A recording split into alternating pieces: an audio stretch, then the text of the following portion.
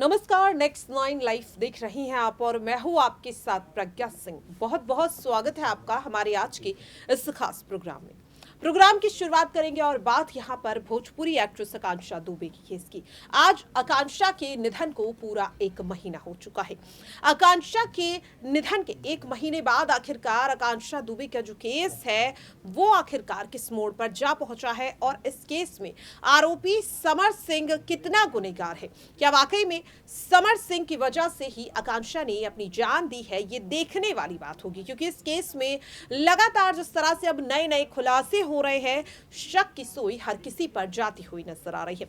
यहां पर अगर बात करें तो आकांक्षा की मां मधु दुबे शुरुआती जांच से ही देखने को मिल रहा था, शुरुआत से ही, कि वो इस केस में न केवल समर सिंह पर आरोप लगा रही थी बल्कि आकांक्षा से जुड़े हर एक शख्स पर उन्होंने आरोप लगाए, चाहे संजय सिंह हो, संदीप सिंह हो या फिर एक्ट्रेस अनुराधा सिंह। हाल ही में आकांक्षा दुबे की मां मधु दुबे ने इस मामले में अनुराधा सिंह को लेकर एक बड़ा चौंकाने वाला बयान दिया। आपको बता दें, एक न्यूज चैनल को इंटरव्यू देते हुए अनुराधा सिंह पर आरोप लगाते हुए आकांक्षा की मां ने कहा है कि अनुराधा ने उनसे 1 करोड़ रुपए की डिमांड की है, जो वाकई में एक बहुत बड़ा बयान है। आखिरकार किस आधार पर आकांक्षा की मां ने यह आरोप अनुराधा पर लगाया है? दरअसल आपको बता दें कि अनुराधा टीवी इंडस्ट्री का जाना माना चेहरा है, कई सीरियल्स में काम कर चुकी है।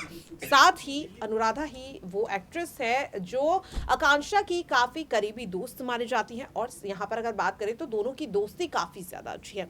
आकांक्षा दुबे ने अपने सोशल मीडिया अकाउंट पर अनुराधा के साथ कई तस्वीरें शेयर की हैं, जिन्हें देखकर दोनों के बीच की बॉन्डिंग साफ झलक रही है।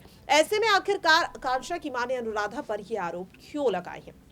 1 करोड़ रुपए की जो बात अब सामने आई है, सवाल ये उठ रहा है कि आखिरकार अनुराधा आकांक्षा के परिवार से 1 करोड़ रुपए की डिमांड कैसे कर सकती है, जबकि आकांक्षा की कुल नेटवर्थ भी 1 करोड़ रुपए नहीं है।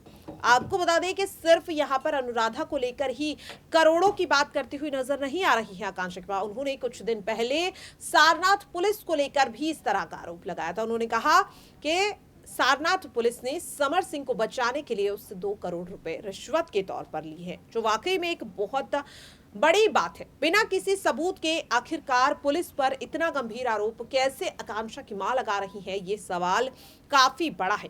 वहीं दूसरी ओर अगर बात करें, जिस आकांक्षा दुबे के 5 करोड़ रुपए हड़पने की बात आकांक्षा की मां करती हुई नजर आ रही है, हैरानी की बात यह है कि आकांक्षा की टोटल नेटवर्थ भी 5 करोड़ नहीं है। अब ऐसे में आखिरकार जब आकांक्षा की टोटल नेटवर्थ भी 5 करोड़ की नहीं है, तो आकांक्षा से 5 करोड़ रुपए कैसे समर सिंह जबरदस्ती छीन सकता है? हालांकि बैंक अकाउंट डिटेल्स को जब खंगाला गया तो पता ये चलता है कि आकांक्षा का बैंक अकाउंट जो है वो पूरी तरह से खाली है।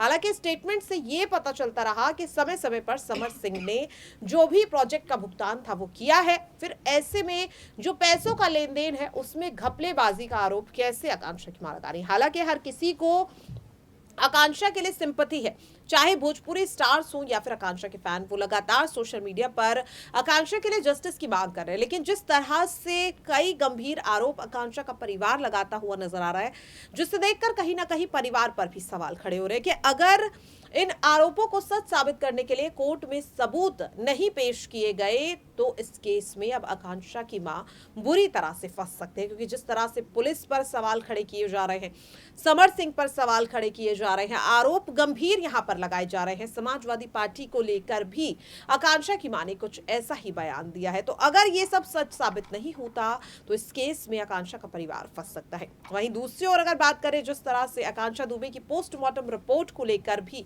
अब जो चीजें हैं वो निकल कर सामने आ रही कि आखिरकार आकांक्षा की पोस्टमार्टम रिपोर्ट आने से पहले ही आकांक्षा का अंतिम संस्कार क्यों कर दिया गया, वर्षा रिपोर्ट तक नहीं आ पाई और उससे पहले ही सारनाथ पुलिस ने ये कंफर्म कर दिया कि आकांक्षा का जो निधन है वो दम घुटने की वजह से हुआ। हालांकि पोस्टमार्टम रिपोर्ट में कई जानकारियां सामने आई कि आकांक्षा के हाथों पर चोट के निशान पाए गए, आकांक्षा के पेट में एक भूरे रंग का पदार्थ पाया गया। अब ये भूरे रंग का पदार्थ क्या है, इसे लेकर पुलिस का कोई जवाब सामने नहीं आ रहा और आखिरकार 1 महीना होने के बाद भी आकांक्षा की विस्तार रिपोर्ट आखिरकार क्यों नहीं आई है, ये काफी बड़ा सवाल है। वहीं अगर जिस तरीके से पुलिस पर लगातार आरोप परिवार लगा रहा है, तो इस मामले में सारनाथ पुलिस का यही कहना है कि वो इस केस को पूरी निष्पक्षता के साथ इसकी छानबीन कर रहे हैं। समर सिंह को लेकर जो पूछताछ की गई उसमें समर सिंह का कबूलनामा नहीं आया। 4 दिन और 7 घंटों की पूछताछ में समर सिंह ने खुद को सिर्फ और सिर्फ बेकसूर बताया है, अपने ऊपर लगे आरोपों को निराधार बताया है। और अब जानकारी ये भी सामने आ रही है कि जल्द ही समर सिंह के वकील आशीष सिंह कोर्ट में जमानत याचिका दाखिल कर सकते हैं। हालांकि इससे पहले भी 2 बार जमानत याचिका दाखिल की गई, लेकिन जो पिटीशन थी उसे रद्द कर दिया गया, उसे खारिज कर दिया गया। अब आखिरकार उसे रद्द क्यों किया गया है, ये जानकारी सामने नहीं आ रही। वहीं जो वीडियो आकांक्षा का 38 सेकंड का सामने आया है उसे लेकर भी समर सिंह के वकील का यही कहना है कि वीडियो जो है उसे मोल्ड किया गया है, उसे रिट्रीव किया गया है, यानी कि रिट्रीट किया गया है। कहीं ना कहीं आकांक्षा के इस वीडियो के साथ छेड़खानी की गई है। हालांकि ये वीडियो जो है वो उसकी आखिरकार सच्चाई क्या है वो अभी तक सामने नहीं आई। सिर्फ इतनी जानकारी सामने आई है कि ये वीडियो आकांक्षा ने बीते 22 मार्च को अपने इंस्टाग्राम पर शेयर किया था।